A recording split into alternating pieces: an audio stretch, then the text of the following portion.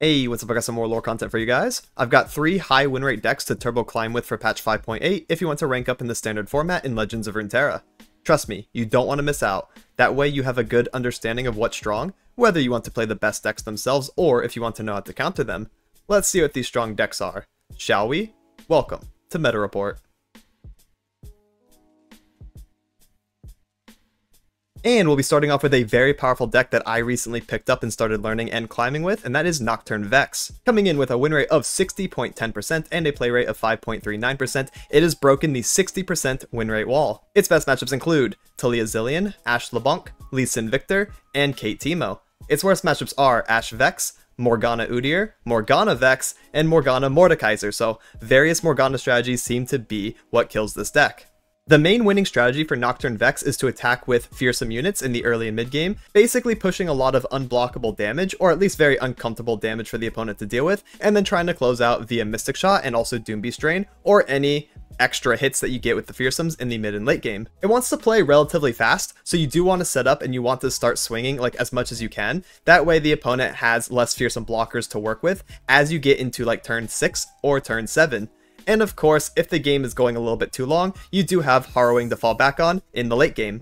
The deck is also equipped with a lot of removal cards via the Quietus, Mystic, and also Soul Harvest, which can be used in conjunction with the Sentinel cards to get even stronger bodies to attack with, while also removing potential threats that the opponent is trying to develop. Their own champions, fearsome blockers that may be like a 2-mana 3/1 or something like that. You know, just being able to take away the opponent's unit while also buffing your own is really strong, and you kind of use that to snowball your advantage and get a bunch of extra damage in. And that's it for the deck rundown. Now here's a live commentary game so you can see how the deck plays out. I'll be giving context on why I'm playing certain cards, and hopefully it gives you a good feel on how to play the deck. And for this example game, we're going to be fighting Zilean, Kai'Sa, Sivir, and Lilia, so a bunch of landmark combos and also probably keywords. I think this is primarily going to be a Kai'Sa deck, surprisingly. So we are attacking on evens. We have Glenkeeper Onlooker. That's actually not too bad for turn 4 in case I have some spell mana. I can like start with something like removal and then play them both.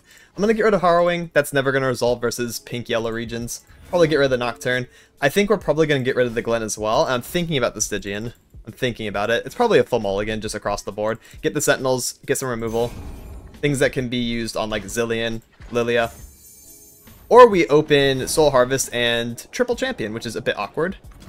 Hey, we'll make do. We'll make do. Give me a 2-drop off the top. Okay.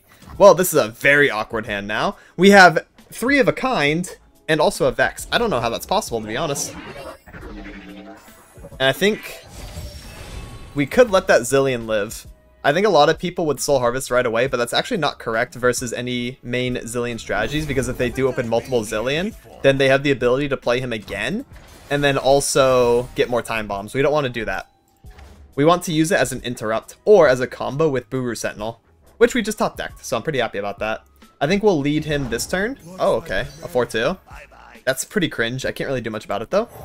It's fine. They're already at full health, so it's not like the lifesteal is going to give them that much value. I'm just going to take the damage and go next turn. Yep, pass. Sounds good to me.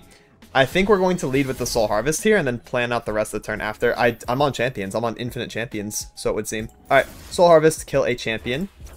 We'll target Zilean. They could do Nopify or Deny here. But if they do, I still have something I can play. I can do Nocturne Vulnerable, I can do Glenkeeper, or I can play Vex. Buried Armory, that's really interesting. I think I want to do Moonlit Glenkeeper here, to be honest. That could be the best. We'll use the Sapling to grab the lifesteal unit.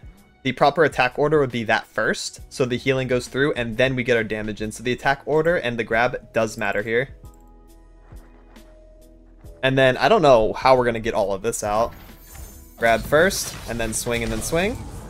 That way we're pushing 7. So, yeah. It's probably Vex, huh? Quicksand? Sure. So be it. You're still not healing this turn. But we are going to have to do something about this, huh? We are definitely going to have to do something. Oh, well, that is something. Mystic gives me an answer right away. Okay. I think what I want to do is just Mystic now. I know we could probably do it as a response to second skin, but if I bait a pass, they could accept the pass, and I don't want to do that. So let's just go ahead and Mystic the Tasty Fey Folk, and then grant the Kaisa vulnerable. Okay. And then we can go into open attack after that. Kaisa vulnerable.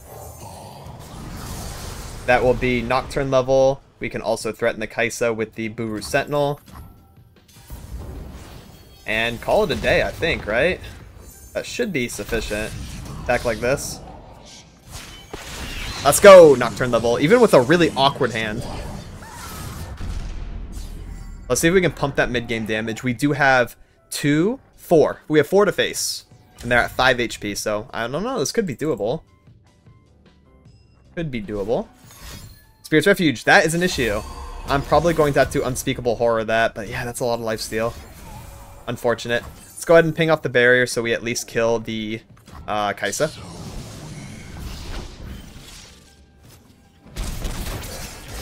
Yeah, that's big healing. We've had to deal with double lifesteal units as like a mid-range aggressive deck so far, which is not something we want to be dealing with. Let's just go and play Vex first.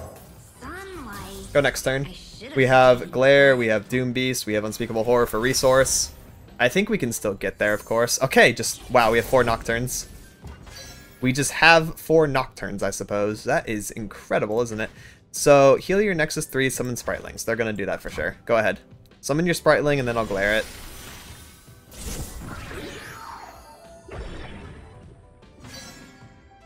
They have a lot of healing, like I'm just now realizing.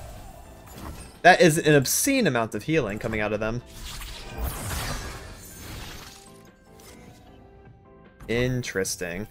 Very interesting. A Soul Harvest, huh? I don't think I'm gonna do that. I'm pretty sure it's a Doom Beast angle. And then probably open attack before they can set up something else. Yeah. Probably the play. Stygian. Stygian's cool, but no, we're just gonna open here. You're welcome. You're living? You have any other healing? You do not currently. Okay. I will accept this. This is fine. We'll replay Nocturne and then play Unspeakable Horror. If we only had 1 Nocturne, we would have done it now during combat, which would give them another action to like outplay or do something. But since we have multiple Nocturnes, we can go this route, make them play some mana. That is really cringe. It's another heal. Okay, so never mind. Maybe I should have done it during combat, but then I was worried about like a random something after. I didn't think they'd be on a second Heart of the Tree. And a Void Gate. Alright, let's go ahead and kill that thing. Or we could save the Soul Harvest. I think it's worth saving. We'll pass then. They also get to manifest a card that costs 8 or more. Okay. So be it. So be it. Just don't manifest a lifesteal unit. Because we should be able to win on next open. In typical Ionia fashion, they're kind of just stalling. I'm pretty sure we won this game like 2 turns ago, but they just have so much healing. They should have been dead like twice by now. It's fine.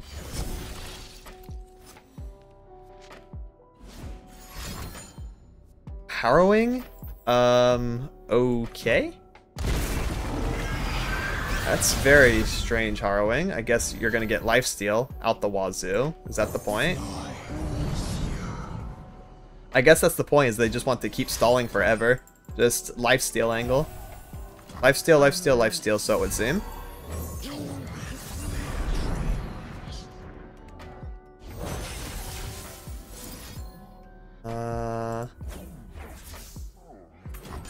Also gonna go ahead and kill that because it's living and I don't want them to live. An elusive unit? Sure. Don't know where that came from. I did not think they'd have another 2-drop.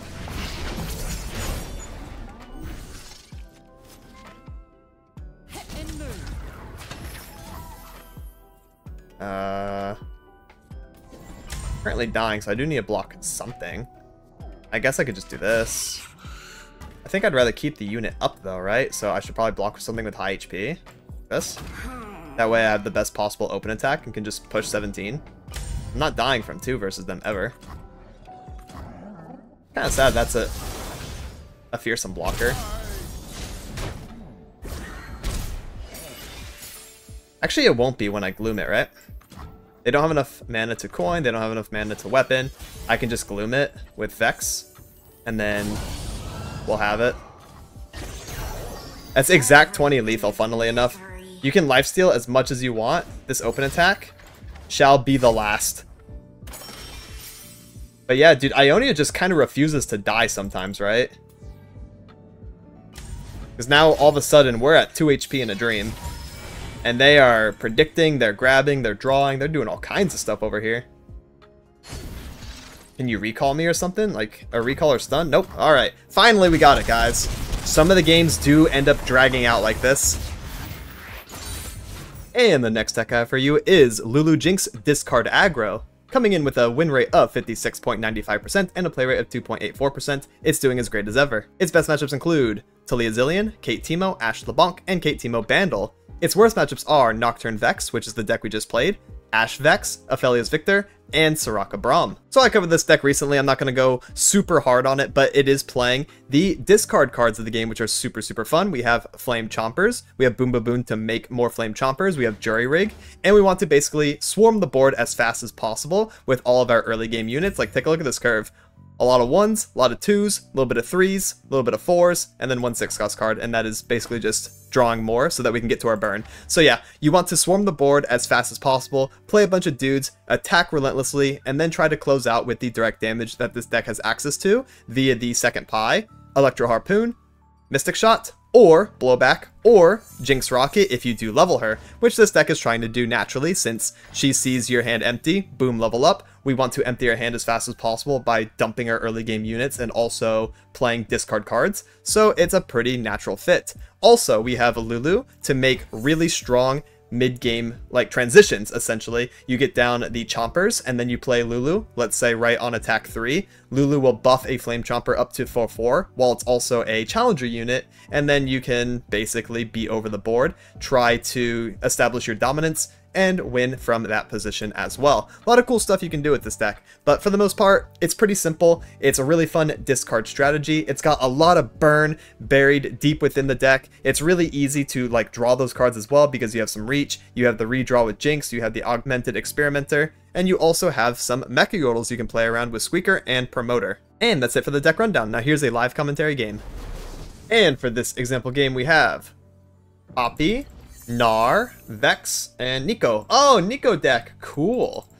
This could be like a turbo Nico as well. They're attacking on odds, which means, hey, she could be like popping off attack 5 all of a sudden. That's kind of scary to think about. Let's go ahead and keep Forge Chief, Boom Baboon, and Sump Dredger because we can curve them. We can play 1 drop on 1, 2 drop on 2, 3 drop on 3 with a target and be pretty happy. I think I'm going to get rid of the 1 of Experimenter. I don't really want him. We could keep him, but might be better to get either A, removal / burn, or B, a champion. Forge Chief. Right on turn 1. You're not... Oh, I was about to say, you're not going to attack. And then they did. Of course they are, because they need to attack with Bird. You know what? That actually makes sense. Alright, now we want to do Boom Baboon. Next turn, some Dredger. Get the Chomper out. Oh my goodness. That's a dog. Not the Yadulski. Yo, remember when Boom Baboon was a 3/1? I remember. Oh, okay, interesting. They developed, so they want to attack with multiple things again. That's a Yordle, that's a dog. We can do the Sump Dredger, hit the Flame Chomper like we originally wanted. Get it out of the hand, draw a card. Another Chomper, interesting. We don't have a lot of discard activators, but we do have a couple targets. The Yadulski should not attack now, right? Because, yeah, some Dredger will just be too high value. Oh, never mind. Swinging anyways, they don't care. They're playing towards their Nico win con, which, you know what? I respect. That's now a Fae. That's going to be annoying to deal with. S. If I top deck Spirit Portal or something, we're going to be cooking, though. Lulu, that's also really good. I think I want to play Yordle Squire here and then play Lulu after and have Jury Rig mana, or it's Lulu and have Mystic Shot mana. I think we can save Mystic for, like, something. Let's do Yordle Squire. Let's do +1. Looking for a hero for my hero. Want some more damage. Then we'll play Lulu. Oh, so you have one of your own, okay. Here I am. Wherever here Omenhawk and Yodulski. That's crazy. That's a double buff to 1-drop you have there. Very, very scary indeed. Okay. I think I'm gonna have to grab that with my Lulu Chomper, aren't I? And just threaten everything else on the board. That way Lulu stays safe. We threaten the 2-1. That's good. That's 7 damage. Pretty satisfied with that. Paparo. Manifest a Yordle. Attack. Grant Yordle allies 1/0. Interesting. We know that's not Nico because it's a 3 cost. She can only disguise as 2. So they just hard run Paparo, which means they might have like a Yordle Swarm secondary win con. That does seem to be the case. That does seem to be the case, lads. I'm on triple Boom Ba Boom. My hand's a bit awkward because I actually don't have very good like discard stuff, like activators. I kind of wish I had the Mecha Yordle generators. Those would be kind of nice here. But instead I'm on infinite chompers. From infinite baboons. Oh dear, okay. Oh dear, oh me, oh my. This is fine though. We're gonna block here, we're gonna block here, and we're gonna Mystic this. I'm just gonna take that 5 to the face. I don't really care about Mr. Gnar. Do not care. Bonk, bonk. Go ahead, you get your Pokestick. Go ahead, you vulnerable my Lulu. But I'm gonna be a grabby boy next turn. Top deck Spirit Portal. Top deck Spirit Portal. Top deck Spirit Portal. Squeaker. Okay, Squeaker's good. Squeaker. Chomper. Let's get... I'm gonna have 4 mana after this, right? Smash and dash. Smash and dash! We're gonna be smashing and we're gonna be dashing. We can also finally Tiny Spear, put that on something. Poppy, okay. Okay, so what we're gonna have to do is probably buff up 2-1. And then also swing, swing, swing, grab you on the end. Then we'll have 4-4-4-4-2-2, 2-1 going in. I think what I shall do then is Tiny Spear on you to make you 4 attack. Actually, they're out of mana. I should split the damage and put the +1 on the Boom Baboon. Because we're wide. So I like this. That way I'm not missing any direct damage to face. That's why I didn't buff the Chomper and like try to grab the Poppy. Okay. A capital idea. Yeah. You're dead blocking there, but you can also live with 1 if you block here.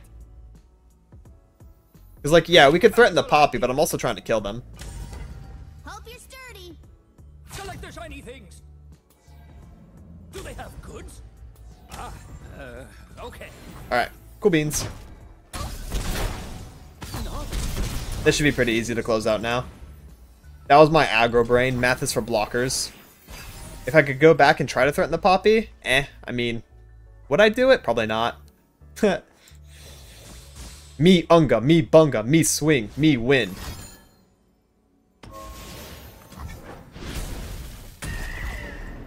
Unga, bunga, boom.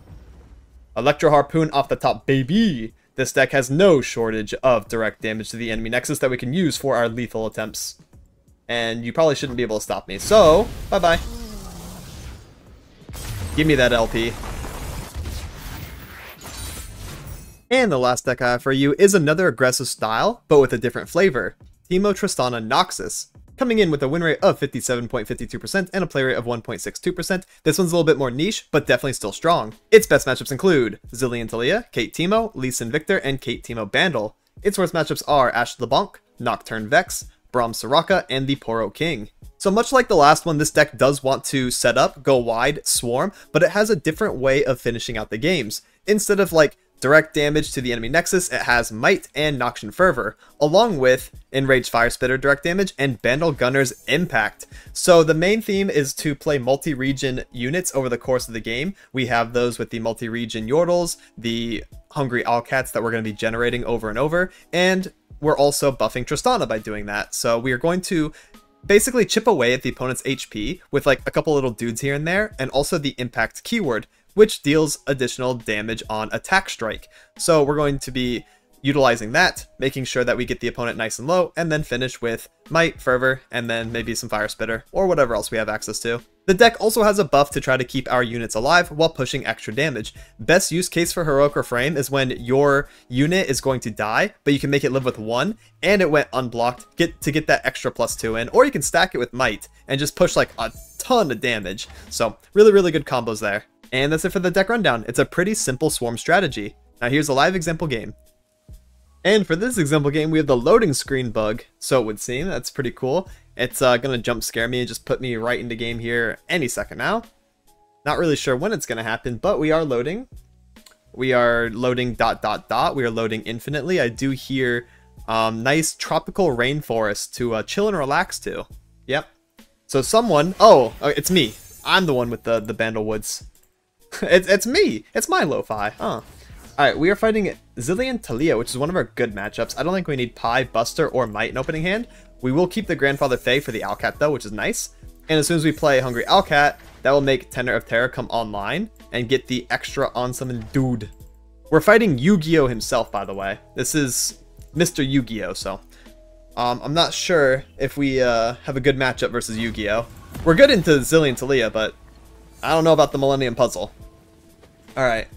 I think we can just kind of curve, right? Play Teemo on 1. Then we can play Grandfather Fae on 2 after open attacking. I don't think they have a way to like stop Teemo though. Is there a reason to not play Grandfather? Let's play Grandfather. They don't have a way to put up a elusive blocker, right? I play this deck once or twice. I'd be knowing this. For the most part though, you would probably open on 1. What are you doing? You gonna like recall Teemo or something? Oh, you do have removal. Oh, I guess I should have attacked with Teemo, put the puff caps in there. Regardless, we're getting 1 damage either way. And we also did force 3 mana out of them, so honestly, this is kind of fine. This turn I want to play Hungry Alcats. That way I can get Tenor on 4, right? I think that's kind of important here. Or we play Trist, and then we do Alcat Loping next turn. Trist. This is probably better. I like curving this way. If I didn't top deck Loping Telescope, I would have just went with the Hungry Alcat, float a little bit, play Tenor. This is definitely better though. Ooh, this is really good now. Grandfather Fae. And then double Alcat, look at this. We'll get Tristana level this turn, and we're just buffing Fae after buffing Fae after buffing Fae, just stacking those. And they're starting the game with 3 less mana because they shot my Teemo with Weight of Judgment, which was so unnecessary out of them, by the way. I don't think Yami Yugi would approve of that. That is going to turn off keyword, right? That's going to go straight to my Tristana's quick attack, so I will not be able to swing with her. Kind of fine, though. I'm still going to all in. Because Tristana's going to be at 4 health.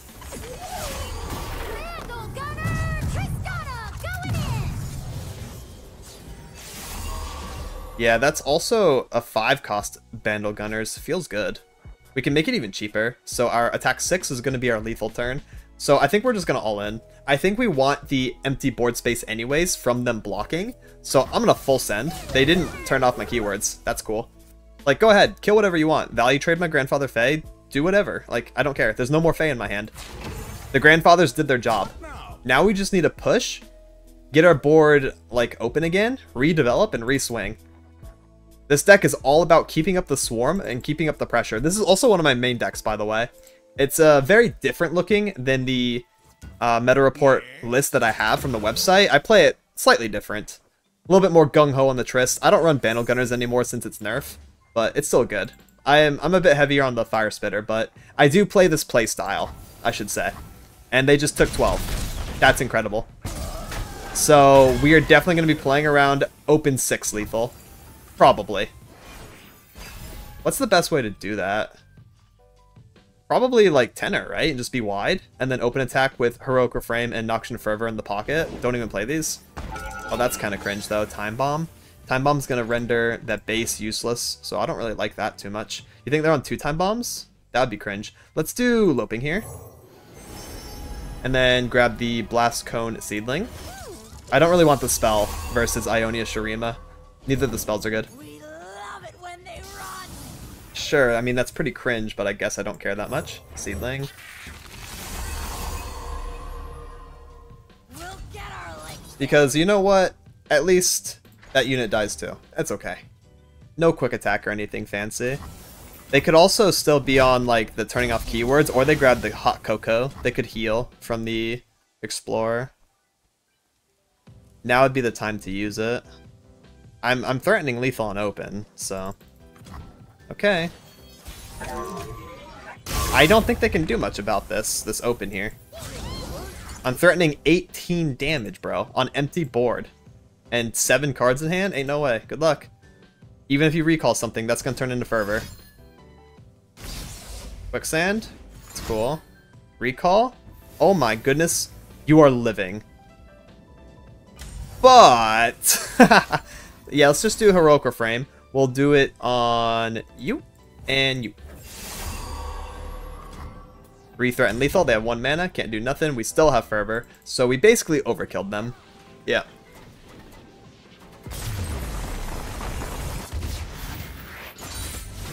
And that's it for this week's decks. Extra shout out to the patrons on screen. Much love and thank you for supporting. So yeah, to wrap things up, these decks have insanely high win rates, so make sure to pick them up and use them to climb before players start adjusting and playing around you better. This has been Meta Report. Thank you so much for watching and have a good one. Laters.